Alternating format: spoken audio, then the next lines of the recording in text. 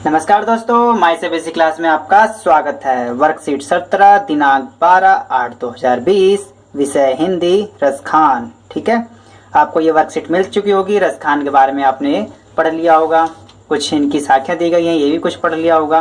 ये मुस्लिम थे, ठीक है। इन्होंने जब कृष्ण के बारे में पता चला तो इन्होंने कृष्ण की भक्ति करने लग गए और इसी में मग्न हो गए। इनका जो नाम है रसखान हो गया बाद में। जो पहले इनका नाम था, मूल नाम सैयद इब्राहिम।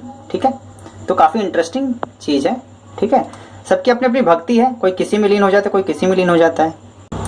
चलिए तो हम अपने टॉपिक पे आते हैं। तो प्रश्न आपने खोजे होंगे, कुछ प्रश्न आपको मिल गए होंगे, कुछ प्रश्न हम बताएंगे। ब्रजभूमि के प्रति कवि का प्रेम किन किन रूपों में अभिव्यक्त हुआ, लिखिए। ब्रजभूमि के प्रति कवि का प्रेम उनके रूपों में अभिव्यक्त हुआ है। कवि ब्रज की भूमि से गहरा प्रेम रखते हैं। वह चाहते हैं कि इस जन्म में ही नहीं बल्कि अगले जन्म में भी वह ब्रज में ही रहें। उनका अगला जन्म ब्रज भूमि पर हो, चाहे वह अगले जन्म में ग्वाले बने, चाहे पशु बने, चाहे पक्षी या पत्थर, कुछ भी बने, वह ब्रज भूमि पर दोबारा जन्म लेना चाहते हैं। कृष्ण की भक्ति में वो इतने लीन है, चाहे ब्रज में वो अपना जीवन दोबारा जीना चाहते हैं अगर उनको मौका मिले तो, चाहे किसी भी रूप में। ठीक, अगला प्रश्न है, इस सवयों को पढ़कर आपको निम्नलिखित शब्दों के क्या अर्थ समझ आए, उन अर्थों को लिखिए। ठीक है, तो मैं सबसे लाइन वाइज बता देता हूँ। पासु, पासु मतलब पशु। पाहन, पाहन मतलब पत्थर। ठीक है, मानुष मतलब मनुष्य, तो आपने पढ़ लिया होगा। ठीक है, खग, खग मतलब पक्षी, ये तो आपको पता ही होगा, संस्कृत में कई बार हमने याद किए थे। ग्वारन, ग्वारन मतलब ग्वालों के मध्य में। कालिंद, ठीक है, जैसे गंगा का नाम भगीरथी है, वैसे कालिंदी, कालिंदी को हम यमुना भी कह सकते हैं। ठीक है, धेनु, धेनु कामधेनु गाय कभी सुना है, तो इससे आप लिंक कर सकते हैं। धेनु मतलब कामधेनु गाय से आप लिंक करके इसे गाय बना सकते हैं। कदम्ब, कदम मतलब होता है एक कदम, ठीक है, एक फल होता है और इसके फल को कदम कहते हैं और इसके पेड़ को कदम का पेड़ कहते हैं। आपको कोशिश करूंगा एक चित्र दिखा दूं। ठीक है, चलिए हम अपने एक प्रश्न, अगले प्रश्न पर चलते हैं। तो हमारा अगला प्रश्न है, प्रस्तुत सवय में रसखान जी ने ब्रजभूमि के प्रति अपना प्रेम अभिव्यक्त किया है। इसी प्रकार आप अपनी मातृभूमि के प्रति अपने विचार को लिखिए। मतलब आप अपनी मातृभूमि, जैसे रसखान चाहते हैं कि वो ब्रज में दोबारा जन्म ले, चाहे कुछ भी हो, तो आप अपने मातृभूमि के प्रति आप क्या विचार रखते हैं। देखिए, कुछ लोग हैं जो चाहते हैं कि हम विदेशों में चले जाए, लेकिन नहीं, मैं कभी नहीं चाहूँगा। भारत में जन्मा, भारत में ही रहना है। ठीक, भारत के लिए जहाँ हम सब कुछ सीख रहे हैं वहीं से सीख कहीं और जा रहे हैं, ये कोई मतलब नहीं है। मैं कभी भी इस चीज़ को सपोर्ट नहीं कर सकता। हाँ, लेकिन वो भारत से टच में है, भारत की पढ़ाई कर रहे हैं, बिल्कुल अच्छी बात है।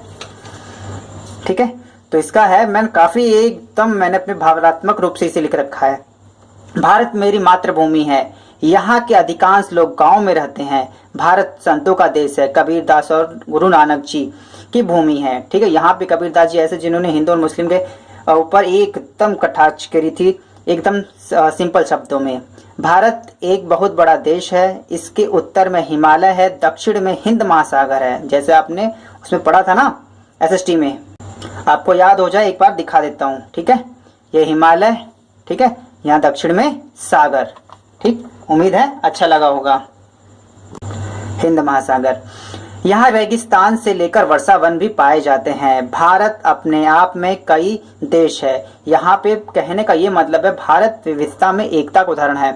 कई सेनानी कह रहा हूँ मैं, जो कई विदेशी जब यहाँ घूमने आते हैं ना, उन्हें लगता है कि हम वर्ल्ड टूर पे हैं। भारत में जब वो घूमते हैं उन्हें लगता है हम वो वर्ल्ड टूर में हैं।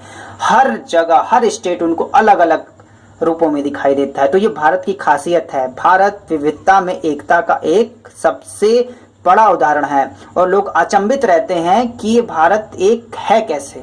ठीक है, अलकटों ने तोड़ दिया, तोड़ दो, तभी भी हमने इसको इतना समेट के रखा हुआ, विविधता में एकता बना के। और अगली बात क्या है, इसी मातृभूमि ने विश्व को 0 और दशमलव दिया। ठीक है, दशमलव न देता भारत तो फिर दिया भारत ने, तब जाए दुनिया को गिनती आई। एक गाना है ना ऐसे, तो बिल्कुल काहे नहीं मानेंगे इसको, बाय क्यों नहीं। इसी मातृभूमि ने विश्व को 0 दिया। ठीक है, काफी भावनात्मक लगता है मुझे और ये मुझे जोड़ना काफी अच्छा लगा। अच्छा हुआ भारत की भूमि जिसने 0 दिया और आज कहते हैं हम गाय चराने वाले भैंस चराने वाले हैं। ठीक है, ऐसी बात नहीं, हम उनसे बहुत आगे हैं, बस हमने इस चीज को ठप्पा या मोहर नहीं लगने दिया कि नहीं हमने बनाया। कोई बात नहीं, आप बना लीजिए, हमने अपने ज्ञान पे कभी घमंड नहीं किया। चलो आगे मैं ये भी मैंने भावनात्मक रूप में लिखा हुआ, भारत विश्व गुरु था, भारत विश्व गुरु है, भारत विश्व गुरु रहेगा। ठीक है, माय सीबीएसई क्लास के इस वीडियो को देखने के लिए धन्यवाद। आप भी अपने देश के बारे में कुछ एक कमेंट्स करें तो पढ़ के अच्छा लगेगा।